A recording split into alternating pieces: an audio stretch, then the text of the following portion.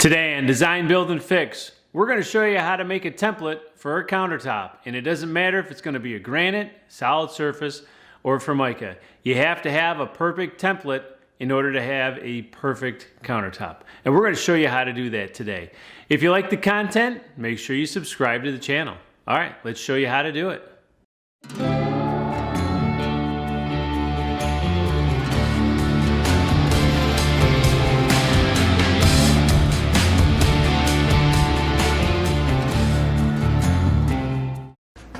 Making a template for a countertop is a relatively easy and straightforward process. However, it has to be extremely accurate because once you leave the kitchen with those templates, that's how big you're actually going to make the countertop. You want to grab as much information as possible, put as many marks as you have to, any notes you have on it, so you get all the information that's needed so you don't have to go back to the kitchen to grab that information. If you're doing it for yourself, you probably live in the house, not such a big deal. But if you're doing this as a fabricator or you're trying to make a little extra money, you don't want to have to go back to that kitchen to grab more information. Here's the general information you're going to want to find. One thing that you're going to want to do is to make sure that whenever a countertop butts up to an appliance, it ends right where the cabinet ends. If you have a countertop that's going to overhang and there's no cabinets over here, you get to decide the overhang. A lot of times it's 1/2 to 3/4, but you get to decide if it's for your kitchen. You decide how much you need. You do have to be careful on how far you overhang it. If I were to go further than 1 1/16, then that countertop's going to extend past here. Probably not a good idea. On this kitchen, we're going to do a 1/2 inch overhang anytime there's no cabinet next to it. So here we're going to have a 1/2 inch. On the stove, because it's an appliance, they're going to end right where the cabinets end. And any place where there's going to be a place where there's no other cabinet, somebody's going to walk by, it's going to be a 1/2 inch.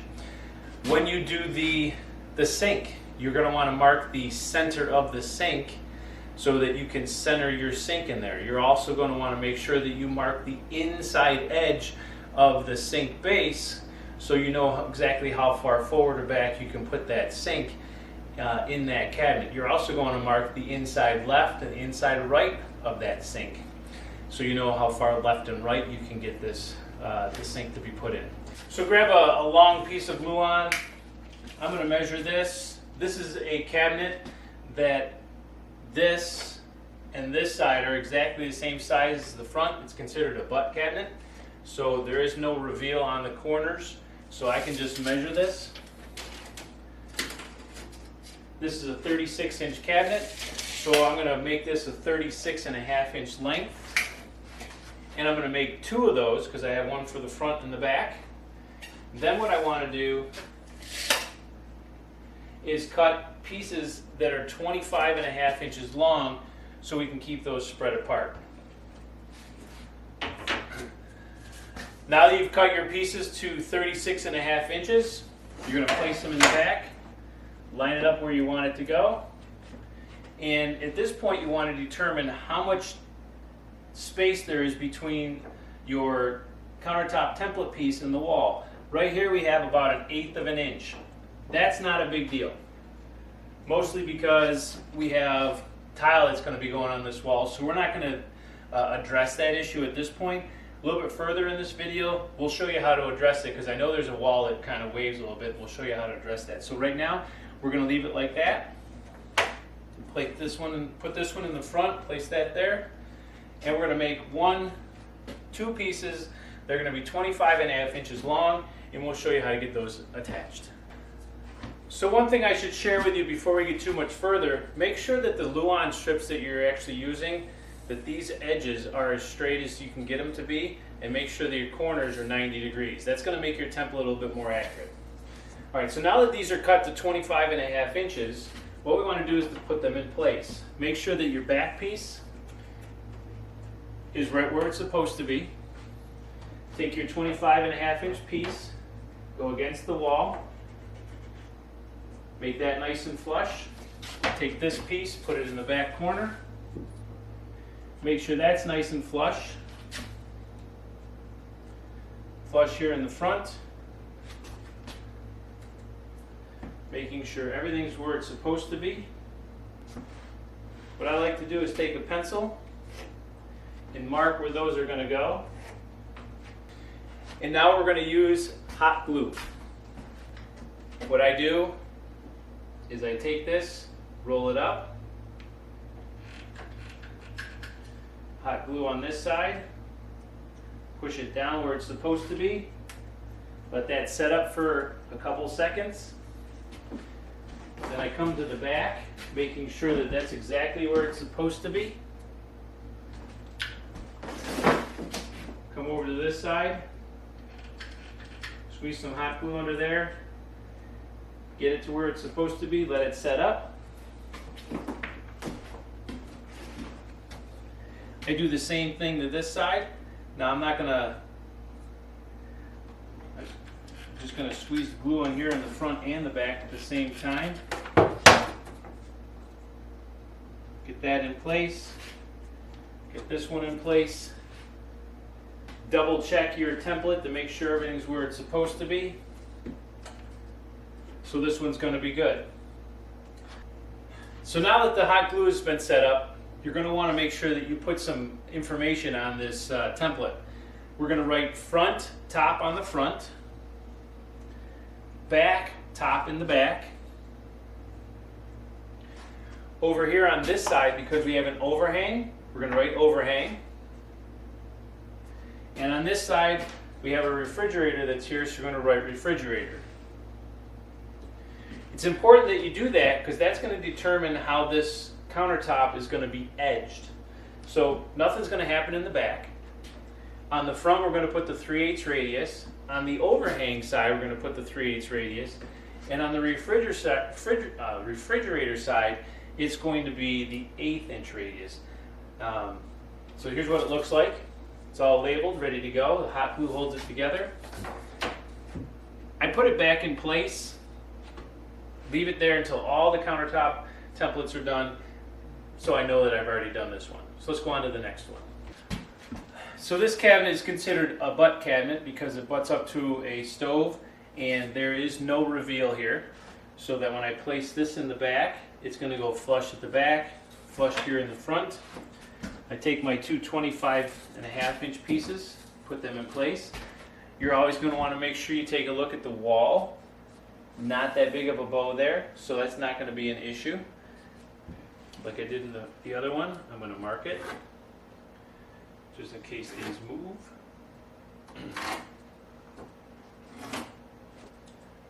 Roll these up. Squeeze some hot glue in there. Make sure it's... So now it's all set. Front, top, back, stove side, door. So on this long wall we have some ins and outs. The corner sticks out a little bit, it goes in. So we want this to be as relatively tight to the wall as possible. We have about 1/4 inch gap here, down to nothing there, and on the other end we're down to nothing. So we're actually going to set our compass. We're going to scribe that profile on the wall. We're going to cut it, and this is going to sit tight against the wall. And when we make the countertop, we're actually going to follow that line to make it a nice fit. Now, 1/4 inch really isn't that awful bad, especially if we're putting tile on here, but it's going to make it a little bit easier if that gap was a little bit smaller. So I set my compass to the farthest distance, and now I'm going to draw my line. Make sure that the point side goes against the wall and the pencil sticks onto the glue on.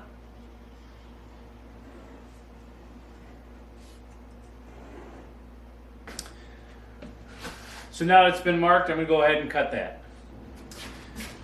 So now that that piece has been scribed to the wall, we have this section here that has to be cut to make it the full length that it needs to be.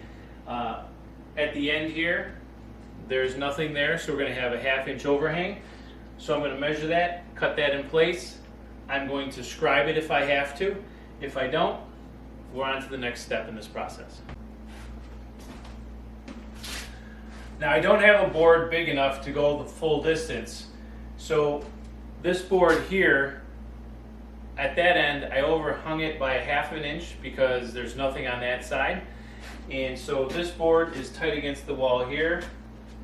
Where these two come together, I'm going to mark it. And I'm going to go ahead and cut that. Then I'm going to scab on a piece here, which is going to allow those two pieces to be put together.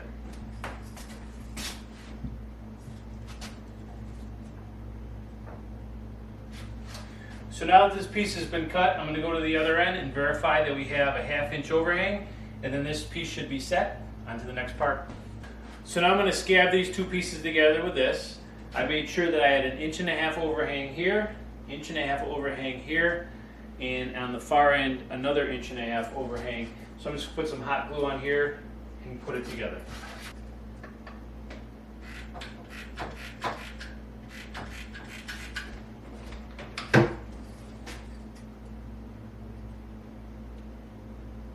So now I have the same situation. I have to scab on a piece there, so let me get that done. Now that these two lengths are in place and we know that the back wall goes in and out, what we want to do is make sure we have a consistent 25.5 inch across the front. So that means that our spacers, our stretchers, are not always going to be 25.5. They may be a little bit less, they may be a little bit more. On the previous ones we did, the wall was pretty straight, so we cut it right at 25.5 and we were good to go. But this one's going to be a little different, so each one of these has to be measured. So I'm going to measure one here at the end. I'm also going to measure and put one here on the inside edge of this sink, because that's going to be an important reference point for us. I'll do the same thing here for the inside of this sink base here. I'll do the same thing here for the outside edge of the corner unit, which is going to be the inside edge of the dishwasher. So this first one, now that I verified that this is 1.5 inch overhang, I put it against the wall, it's going to be 25 7/8. So what I'm going to do is write down 25 7/8 there. Come over here, verify that we're at 1.5 inch overhang.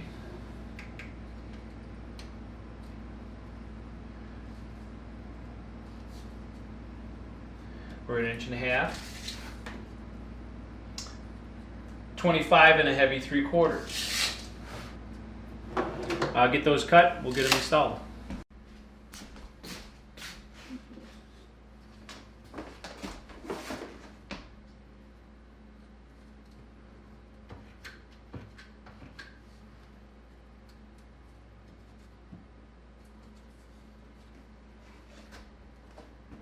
So just like on all the other countertop templates, you're going to want to mark the ends, the overhangs, the front, the back, the appliances, and so on. So on the template that has the sink base, probably the most important things you have to mark on here is make sure that you mark the sink base inside wall, which is here. Mark here, sink base inside wall. I put these stretchers at this point on purpose because it lines up flush with the inside of the sink base. Very important to know that, so when you position your sink left and right, you know exactly where the walls are. The next thing I did is I went and found the center of the sink base. If I measure this, it's 34.5, so I cut that in half. Mark 17.25 on the back, 17.25 on the front. I draw a line, put a C around it, that means center. And then I put SB center here, which tells me that's the center of the sink base. Very important to know that because you want to make sure that your sink is centered on the sink base. It should also be centered on the window, but based on our cabinets and how it laid out, it's not going to be centered on the window. It's only going to be off by about 1/4 inch. It's not a big deal. But the more information you can put on your template, the better off you're going to be. Again, I put top, I'll put front, and we have top back there, top there. And again, make sure you've gone around and put overhang, dishwasher. I have DW here for dishwasher. I'll put DW here for dishwasher also. Then I know that's exactly where the dishwasher is going to go. So basically, this template is done. On to fabricating the granite. All right, well, thanks for watching. Hopefully your template comes out perfect and you're going to have a beautiful countertop when you're done. If you like the content, make sure you subscribe to my channel. All right, hope to see you on the next one.